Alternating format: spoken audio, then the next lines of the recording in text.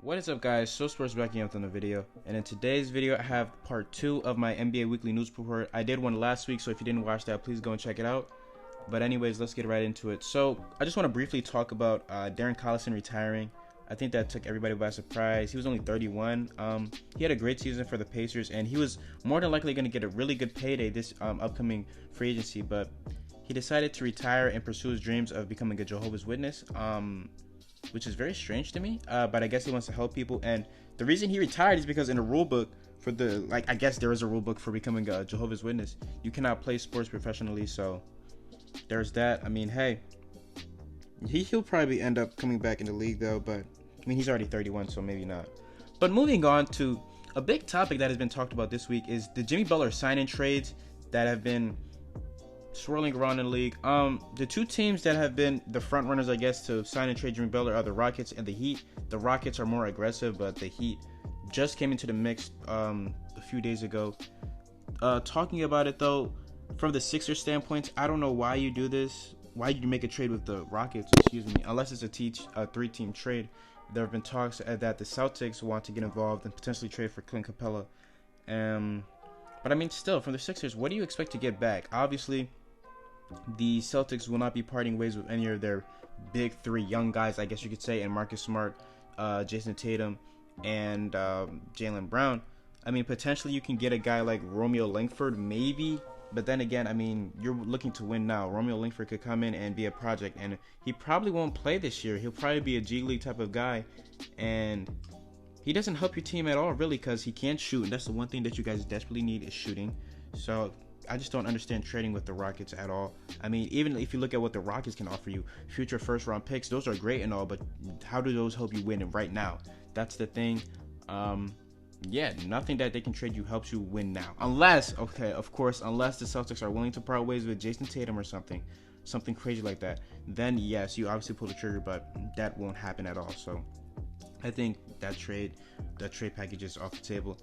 But looking at it from the Heat's perspective, it's interesting. Now, if I'm the Sixers and I want to make a trade, 100% the Heat, you have to offer Josh Richardson, Justice Winslow, and Tyler Herro. You have to, or at least two of the three. If I'm the Sixers, I would rather have Josh Richardson and Tyler Herro. But if they're not willing to do that, then don't even entertain it. Don't even, because outside of that, they don't have anything to offer. I mean, you have guys like Hassan Whiteside, no. Dion Waiters, no. James Johnson, no. So yeah, that's really it. Or Kelly Olynyk, no. So that's why I don't think it will happen. That's why I think this is just all talk for the Sixers to maybe increase their offer to Jimmy Butler. That's what I really see it as. So yeah, that's that topic.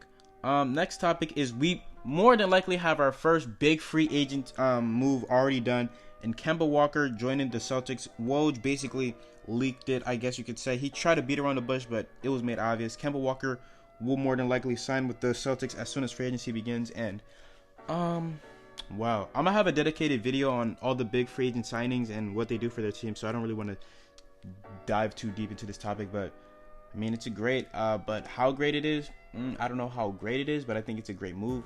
You're getting a lethal scorer in Kemba Walker, who can also be a leader for you, and it's a great move for the Celtics. Going from Kyrie to Kemba is also great too. You're not really that much of a drop off, if there even is a drop off. So yeah.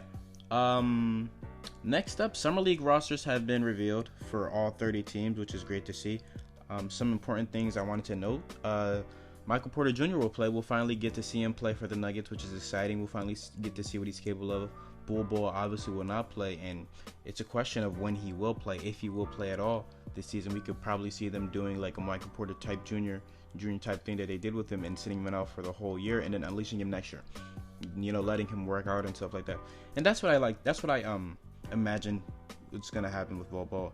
And from a Cavs fan, Darius Garland, he won't play. The Cavs said they want to be cautious with him. I mean, he's coming off a torn meniscus, even though he tore it, I believe, at the start of last college season. So it should probably be healed right now, but they don't want to take any chances, which is smart.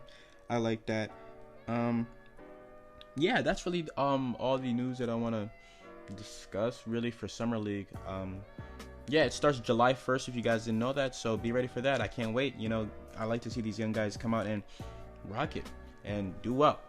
Moving on though, big news for the Timberwolves. The Timberwolves are 100% interested in D'Angelo Russell, and reports have said that they have a team that is willing to take on Andrew Wiggins' contract. I don't know which team it is, but maybe this is just a thing to get maybe other teams to kind of dive deep into it. I don't know. But I do know one team that could potentially trade for Andrew Wiggins, the Cleveland Cavaliers. Do I see it happening? Probably not. If it was to happen, it'd have to happen literally right now, because a trade would probably be like J.R. Smith, John Henson, and I don't know, maybe Brandon Knight or something crazy like that. But man, I don't know. I just don't see it happening. Like, I don't think a team is interested in Andrew Wiggins. Even if you're a team that's tanking and wants to, take on bad contracts or future assets, why would you trade for Andrew? I mean, okay, Andrew Wiggins is still young, obviously. He can definitely still get better. But still, I mean, I just don't see him getting better at all. So there's that. I think that's a bluff. I don't think D'Angelo Russell will be going to the Timberwolves because they don't have any money. And I don't think Andrew Wiggins will be getting traded. So, yeah. But if he does, that's great for the Timberwolves. Then I think they're clear cut out there for D'Angelo Russell. But just me personally, I don't think that he'll be traded. I don't think there's an offer out there that you'd accept if you're the Timberwolves, or even if another team accepts. Honestly, unless you're including multiple firsts on top of Andrew Wiggins. So yeah, there's that. Moving on though, some news that came out literally half an hour ago. Nikola Mirotic joined the EuroLeague. He was more 100% going to get a huge payday this upcoming free agency. And he dipped. He went to the EuroLeague. I think he played for Barcelona's basketball team, something like that. But I mean, this just came at a shock. Also, wow. The stretch four market was already thin. Besides him, it was like the Morris twins, JaMychal Green, maybe Ersan Ilyasova if he's released and stuff like that.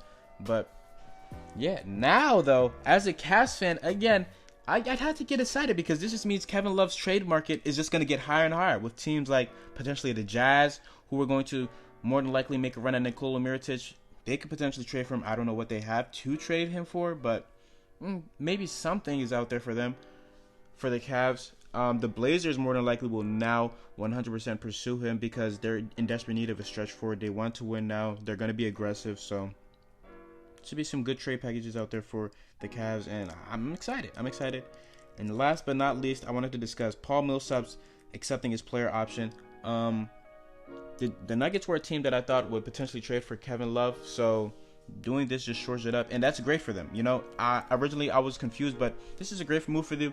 Just running back with the same team, no reason to go out and be super aggressive. I mean, you were the second seed last season, and you had a lot of young guys, and these guys are just going to get better and better and grow more. So, just running back with the same team. Paul Millsap gives you that veteran leadership, and I think maybe they knew something. I think potentially they were probably targeting Nikola Mirotic, and then he did that, he signed with the EuroLeague, and then they're like, okay, let's just accept Paul Millsap's deal, bring him back for one more year.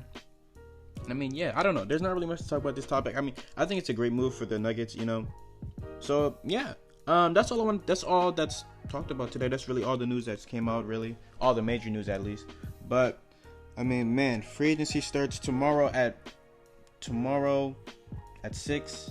So from right now, like 27 hours-ish away.